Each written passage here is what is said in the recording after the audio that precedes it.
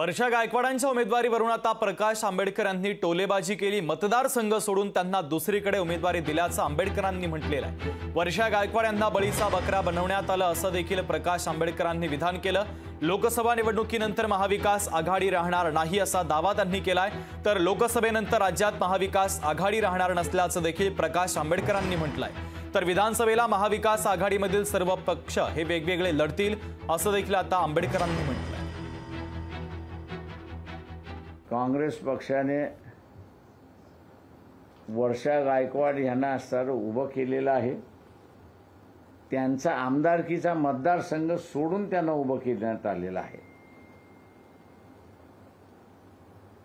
त्याच्यामुळे आम्ही असं नेहमी म्हणतो की बळीचा बकरा अशी आपली फीज आहे, परंतु वर्षा गायकवाडांच्या संदर्भात आपल्याला म्हणावं लागेल की बली का बकरी असं असतं त्या ठिकाणी काँग्रेसकडून दिलेलं आहे। आमचे ऋणानुबंध इतके घट्ट झालेले आहेत की मला नाही वाटत की आम्हाला कोणाच्या सर्टिफिकेशनची गरज आहे। खरं तर आमच्यासमोर उद्दिष्ट खूप मोठे आणि ज्या उद्दिष्टामध्ये त्यांनी पण सामील व्हावं म्हणून त्यांना हात जोडले होते, त्यांच्या पायासुद्धा मी त्याच वेळेला पडले होते की दुर्दैवाने आम्ही जे बघितलं की ज्या गोष्टी 14ला सांगितल्या होत्या, महागाई कमी करणार, 2 करोड रुपयांना रोजगार देणार, काळं धन आणणार, याची कुठलीच गोष्ट झाली नाही। महिलांना सन्मान देण्याचं काम होणार, त्यामुळे त्यांची गॅरंटी आणि त्यामुळे ती लढाई खूप मोठी आहे। आमच्यासमोर राष्ट्र हे आमचं सगळ्यात मोठं उद्दिष्ट आहे आणि म्हणून महाविकास आघाडी येणाऱ्या काळामध्ये अजून मजबूत होईल, सक्षमपणे काम करेल आणि याच्या बाबतीमध्ये इतिहासच तुम्ही बघाल।